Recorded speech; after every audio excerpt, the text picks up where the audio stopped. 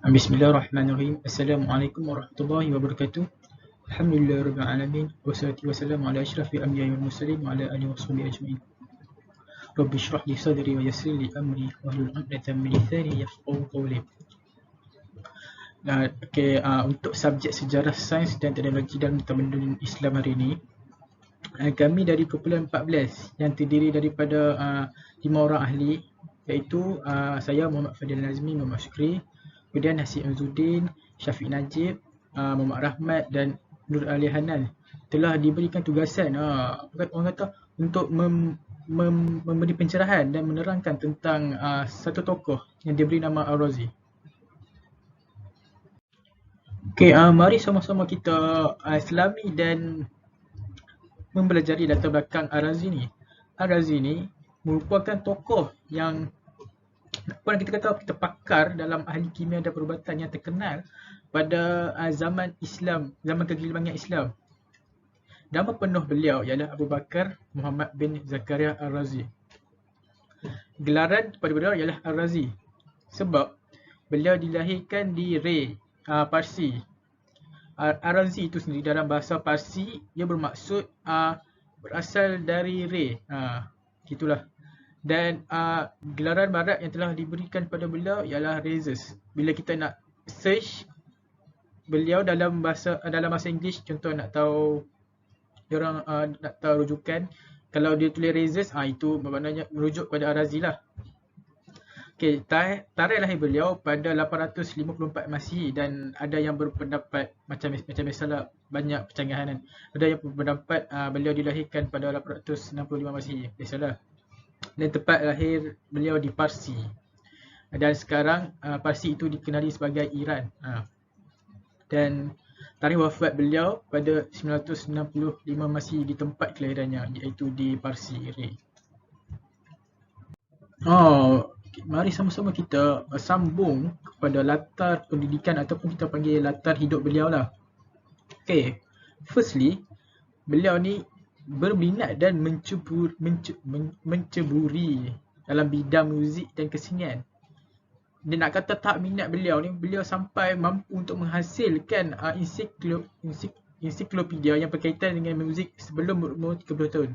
Tapi lepas beberapa faktor, beliau telah berminat dan ingin mempelajari dalam bidang falsafah, matematik, astronomi, kimia dan perubatan. Beliau juga berguru dengan salah seorang pakar perubatan dan ahli falsafah, iaitu Ali Ibn Rabban Al-Tabari. Dan selepas tamat pelajaran beliau dalam bidang perubatan di Baghdad, beliau belajar di Baghdad dan beliau kembali semula ke Parsi dan menjadi pengarah hospital di tempatnya. Kita nak kata betapa hebatnya beliau ni. Bayangkan beliau belajar di luar, tapi bila kembali semula ke tanah airnya, beliau mampu untuk menjadi ketua lah, pengarah di hospital lah orang panggil. Dan antara anak-anak muridnya ialah Ibnu Al-Nadim. Bismillahirrahmanirrahim. Seterusnya saya akan menyambung kepada sub yang seterusnya, iaitu falsafah dan pemikiran Ar-Razi. Jadi seperti yang kita tahu bahawa Ar-Razi ini merupakan tokoh falsafah yang terkenal juga selain merupakan tokoh perubatan. Jadi kita pergi satu ke satu apa dia ideologi dan pemikiran Ar-Razi. Yang pertama iaitu 5 yang kekal. Nombor 5 yang kekal kan. So jadi benda yang kekal lah dari sudut pandangan Ar-Razi. Untuk pengetahuan, 5 yang kekal ini merupakan satu teori untuk menolak teori Crucio ex nihilo. Di mana teori Crucio ex nihilo ni telah dibawa ataupun dikembangkan oleh Al-Kindi sebelum ni. Di mana Crucio ex nihilo ni merupakan satu teori yang mengatakan bahawa terciptanya sesuatu dari yang tiada, iaitu terciptanya alam ini, maksudnya alam ini diciptakan Tuhan dari ketiadaannya. Begitu. Jadi Ar-Razi ini ingin menolak dakwaan Al-Kindi. Jadi dia bawakan teori 5 yang kekal, iaitu yang pertama Tuhan. Semestinya dia kata Tuhan itu kekal. Yang kedua dia mengatakan jiwa, bahawa jiwa itu yang kekal. Yang ketiga iaitu zat yang pertama ataupun kita panggil matter ataupun benda objek yang pertama. Yang keempat ruang absolut, dan yang kelima waktu. Okey. Saya mengatakan zat ini dengan zat ini Tuhan ciptakan dunia. Zat yang pertama tu Tuhan ciptakan dunia, di mana zat atau benda tu terdiri daripadanya atom yang mempunyai isi padu dan ruang. Lepas tu ruang pula dia kata ruang kekal, ruang yang abadi tanpa awal dan akhir, dan juga waktu yang abadi tanpa ada awal dan akhir. Dia untuk huraikan, dia mengatakan bahawa jiwa perlukan zat, iaitu maksudnya jiwa perlukan zat, iaitu prinsip yang ketiga ni kan. Okey, jadi Tuhan, dia kata Tuhan perlu ciptakan benda untuk satukan mereka, iaitu zat pertama tu lah. Jadi tapi zat perlukan lokus ataupun satu ruang, ruang untuk dia tinggal, iaitu ruang tu. Jadi tu teori 5 yang kekal. Itu pergi kepada seterusnya, iaitu 3 aliran pemikiran Ar-Razi. Etika pemikiran Ar-Razi ni dia berdasarkan 3 aliran ni, iaitu Epicureanism, Aristotelianism dan juga Naturalism. Okey. Epicureanism ni, apa itu? Epicureanism ni asalnya daripada nama orang, iaitu Epicurus. Epicurus ni juga merupakan falsafah yang terkenal, di mana aliran pemikiran ini menitikberatkan pada sisi kebahagiaan spiritual ataupun dipanggil batiniah. Yang kedua Aristotelianism, iaitu dibawakan sendiri oleh maksudnya pemikiran Aristotle, di mana nak kata kat sini Ar-Razi juga mengikut pemikiran Aristotle. Dia cenderung pada aspek keseimbangan, iaitu ta'dil al-afdal al-nufus antara dua titik ekstrem. Maksudnya dia duduk tengah-tengah, bahkan dia duduk antara dua titik ekstrem, dia tak pergi sangat kepada titik ekstrem yang positif dan juga ataupun titik ekstrem yang negatif. Dia balancekan antara mental dan juga jasmani. Yang ketiga itu naturalism, iaitu di mana teori ini mengatakan ataupun pemikiran ini mengatakan mencapai kebahagiaan dengan berlaku adil sesuai dengan fitrah manusia dengan menggunakan nikmat yang Tuhan berikan. Falsafah atau pemikiran Ar-Razi yang seterusnya ialah tentang kenabian dan agama. Yang pertama, Ar-Razi mengatakan bahawa akal merupakan petunjuk utama dalam kehidupan setiap manusia. Okey, di sini kita dapat lihat bahawa dia menyangkal yang mengatakan Al-Quran dan hadis merupakan petunjuk utama dalam kehidupan setiap manusia. Ar-Razi ni memang merupakan seorang yang sangat meletakkan akal pemikiran itu sebagai petunjuk yang utama dalam dia menentukan sesuatu. Dan kedua, dia kata Al-Quran dengan uslubnya bukan mukjizat bagi Tuhan. Yang ketiga, akal lebih kuat daripada wahyu. Yang terakhir sekali, para nabi tidak berhak mengaku dirinya sebagai orang yang memiliki keistimewaan, khususnya dari sudut pemikiran atau rohani. Okey, jadi bila kita tengok kat sini kan, apa yang dikatakan dari sudut nabi dan agama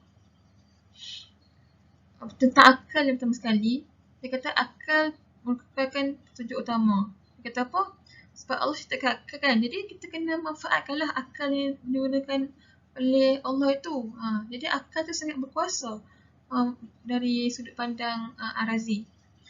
Kemudian bila kita tengok tentang pemikiran Ar-Razi tentang kenabian, teori tentang kenabian ini dia tidak terlepas dari pengaruh pemikiran para filosofi sebelumnya, iaitu Aristotle dan Plato. Kalau kita tengok tadi, daya etika pemikiran Ar-Razi ini mengikut Aristotelism. Jadi dia mengikut serba sedikit pemikiran Aristotle. Dan dia juga Ar-Razi juga dia mengkritik agama wahyu seperti agama Islam, agama Yahudi, agama Nasrani dan juga Majusi. Jadi bila kita tengok pemikiran yang dibawa oleh Ar-Razi ni, jadi Ar-Razi dituduh sebagai mengeluar daripada ajaran Islam. Okey, baiklah, kita akan teruskan kepada bidang-bidang yang diterokai oleh Ar-Razi. Seperti mana yang kita tahu, sepanjang hidup beliau telah menerokai pelbagai bidang sehingga menghasilkan pelbagai sumbangan yang digunakan dalam tamadun Islam dan juga tamadun-tamadun yang lain sehingga ke hari ini. Antara bidang tersebut adalah bidang perubatan. Beliau menjadi perintis dalam bidang-bidang perubatan yang lain seperti bidang pediatrik ataupun ilmu berkaitan kanak-kanak, obstetrik, ilmu perbidanan dan juga oftalmologi, yakni ilmu berkaitan mata. Tambahan pula, beliau digelar sebagai bapa pediatrik oleh ahli sejarawan kerana usahanya yang bersungguh-sungguh dalam mengubati penyakit kanak-kanak. Beliau juga merupakan orang yang pertama dalam mengenal pasti penyakit hay fever dan juga penyebab kepada penyakit tersebut. Semasa Mansur Ibn Ishaq Ibn Ahmad Ibn Asad menjadi Governor, Ar-Razi telah diberi kepercayaan untuk memimpin rumah sakit ataupun hospital selama 6 tahun pada tahun 290 Hijriah hingga 296 Hijriah bersamaan dengan 902 hingga 908 Masihi. Pada masa ini juga, Ar-Razi telah menulis buku At-Tib Al-Mansuri yang dipersembahkan kepada Mansur Ibn Ishaq Ibn Ahmad. Baiklah, kita akan teruskan dalam bidang falsafah. Ar-Razi telah memberi sumbangan besar dalam menghuraikan falsafah logik, metafizik, moral dan juga kenabian dengan cara yang rasional dan harmoni. Oleh sebab itulah, Ar-Razi terkenal sebagai seorang ahli falsafah yang rasional dan murni. Dalam bidang kimia pula, Ar-Razi turut menerokai bidang ini sehingga terhasilnya satu kitab, iaitu Kitab Al-Asrar ataupun The Book of Secrets. Buku ini telah pun diterjemah ke dalam bahasa Latin dan merupakan sumber utama maklumat bahan kimia pada sehingga abad ke-14. Beliau juga telah menggambarkan secara terperinci beberapa reaksi kimia dan juga memberikan gambaran lengkap serta reka bentuk untuk kira-kira 20 instrumen yang digunakan dalam penyelidikan kimia. Penerangannya mengenai pengetahuan kimia telah diterjemahkan juga ke dalam bahasa Latin dan juga digunakan selama bertahun-tahun sebagai sumber kimia. Selain itu, beliau juga diakui antara orang yang pertama menghasilkan asid sulfurik bersama dengan asid-asid yang lain, dan beliau juga menyediakan alkohol untuk menumis produk manis. Okey, seterusnya bidang biologi. Dalam bidang ini, beliau telah mengembangkan sistem klasifikasi primitif, yakni satu sistem yang membahagikan zat menjadi tumbuhan, haiwan dan juga mineral. Dengan demikian, ia telah membuka jalan untuk beberapa bidang yang lain seperti bidang kimia organik dan juga kimia tak organik. Seterusnya kita akan beralih kepada poin yang berikutnya. Okay, Assalamualaikum warahmatullahi wabarakatuh. Nama saya Hasib Izzuddin bin Muhammad Khalid. Dan hari ini saya akan membentangkan berkenaan dengan sumbangan dan penemuan tokoh, iaitu Ar-Razi. Saya kira terdapat banyak penemuan ataupun sumbangan yang diberikan oleh Ar-Razi, terutamanya dalam bidang perubatan dan juga dalam bidang kimia. Pertamanya, kita tekankan pada pembentangan ini, saya akan menekankan sumbangan Ar-Razi dalam bidang perubatan, iaitu menekankan kepentingan kebersihan, iaitu sanitasi. Saya rasa tajuk ini amat dekat dengan kita pada masa sekarang, iaitu masa pandemik ini, iaitu kepentingan kebersihan, iaitu sanitasi. Yang pertama ialah pemilihan tapak hospital Al-Walidain. Ketika pemilihan tapak hospital Al-Walidain, Ar-Razi telah memainkan peranan dalam memilih tapak hospital Al-Walidain tersebut. Telah ada beberapa cadangan tempat untuk hospital itu dibina. Bagi memilih tempat yang paling sesuai, Ar-Razi telah meletakkan, iaitu menggantung daging yang segar di setiap tempat yang dicadangkan. Setelah dibiarkan beberapa ketika, beliau memilih tempat di mana daging yang dibiarkan itu paling lama jangka masanya untuk rosak. Di sini kita dapat lihat, iaitu Ar-Razi menitik beratkan soal kebersihan tempat, kebersihan udara, kebersihan persekitaran dan sebagainya dalam membina hospital, iaitu satu tempat untuk merawat banyak penyakit. Yang kedua ialah ketika Perang Crimea 1855. Florence Nightingale merupakan seorang doktor yang telah merawat mangsa peperangan dalam keadaan sekeliling yang agak kotor dan tidak terurus, dan 3 telah merawat dengan rapi, namun kadar kematian di situ lebih tinggi berbanding hospital lain.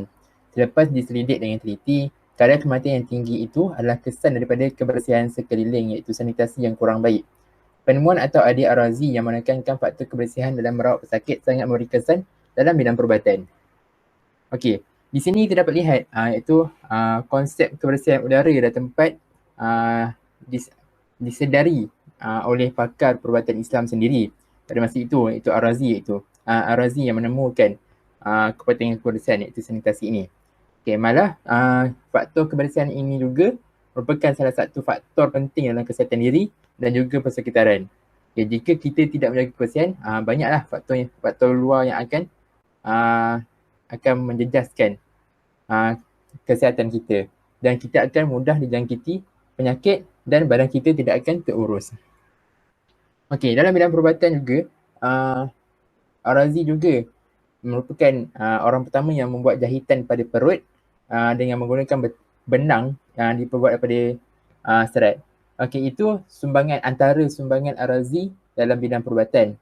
Okey, kalau kita lihat, Ar-Razi juga banyak memberi sumbangan dalam bidang kimia. Contohnya, dia adalah orang yang menemukan alkohol sebagai untuk rawatan pada penyakit. Beliau juga menggunakan opium sebagai bius untuk pembedahan dan sebagainya. Beliau juga orang yang pertama menggunakan sebatian plumbum dalam memproses krim. Okay, seperti mana yang kita tahu, krim yang banyak luas dipergunakan pada masa sekarang ini hasil fikiran daripada Ar-Razi itu sendiri. Kiranya sumbangan Ar-Razi, sumbangan tokoh-tokoh Islam pada zaman seperti Ar-Razi ini bukan setakat pada zaman itu saja, tapi membawa kepada zaman sampai ke zaman sekarang ini. Okey, itu saja, setakat itu saja sumbangan bagi pembentangan Ar-Razi ini. Okay, sekian, terima kasih.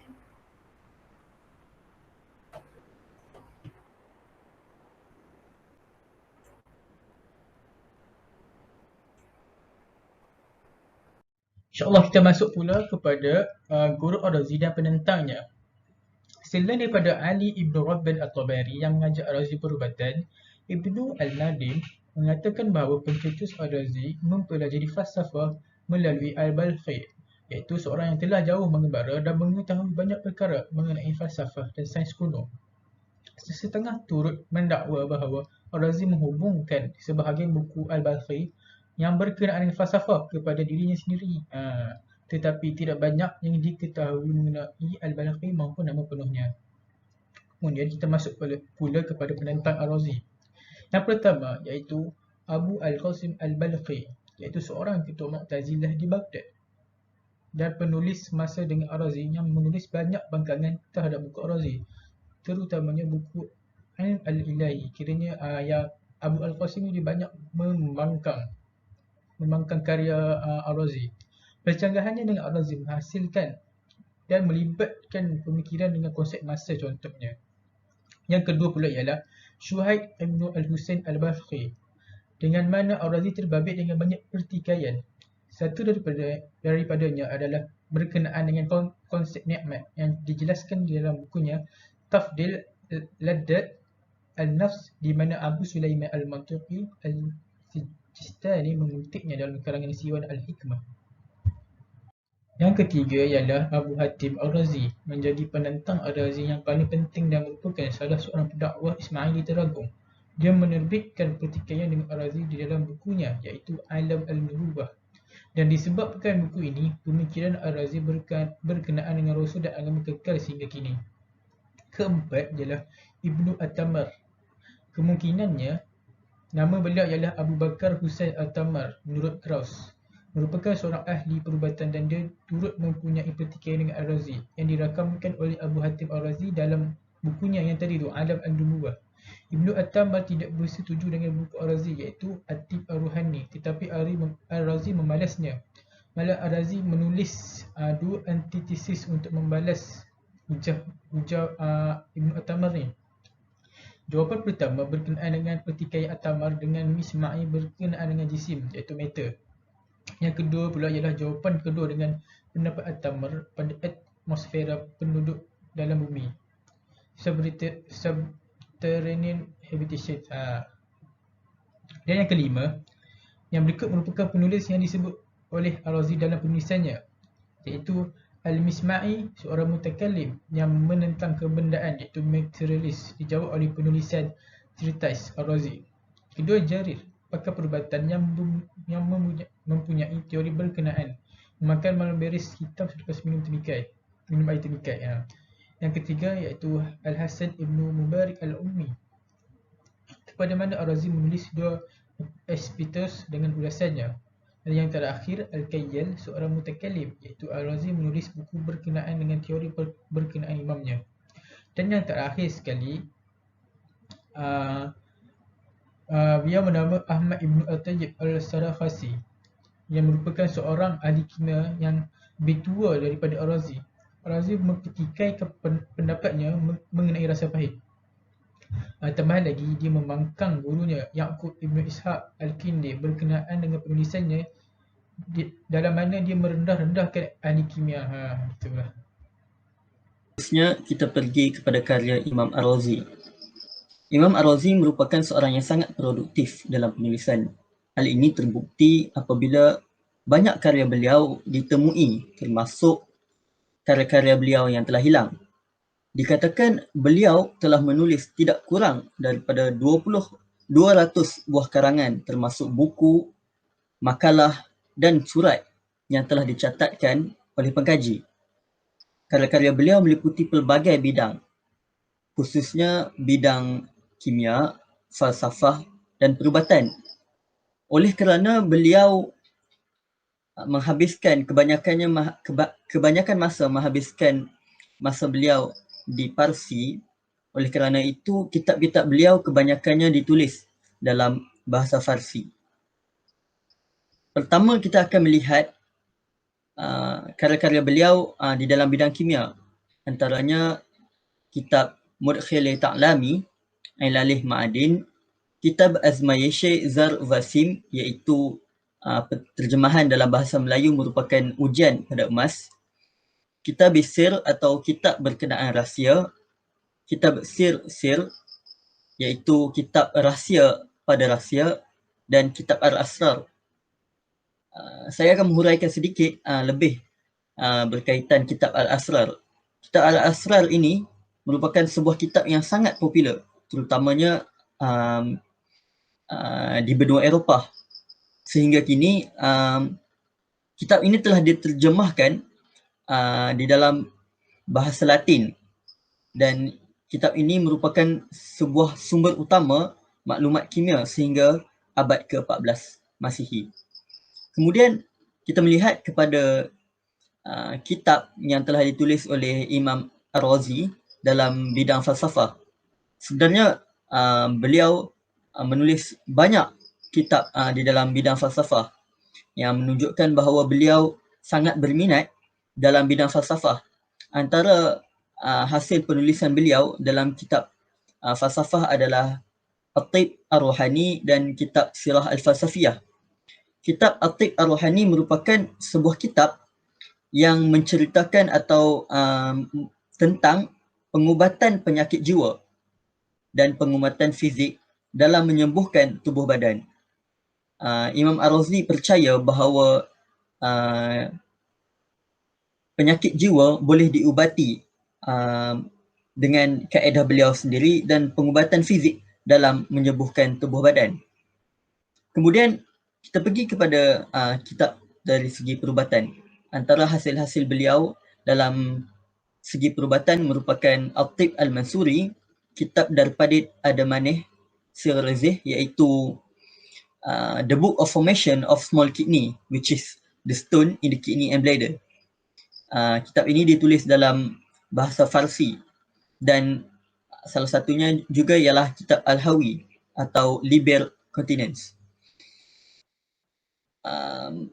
Kitab Al-Hawi merupakan sebuah ensiklopedia amalan perubatan terapeutik dikatakan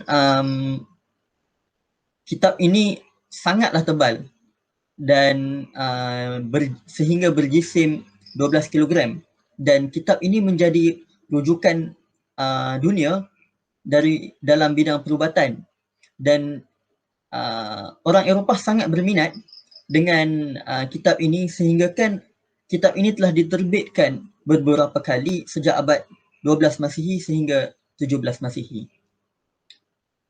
Oleh itu saja informasi daripada poster Imam Ar-Razi daripada kumpulan kami. Terima kasih kerana mendengar. Wabillahi taufiq wal hidayah. Wassalamualaikum warahmatullahi wabarakatuh. Sekian, terima kasih. Ma'assalamah.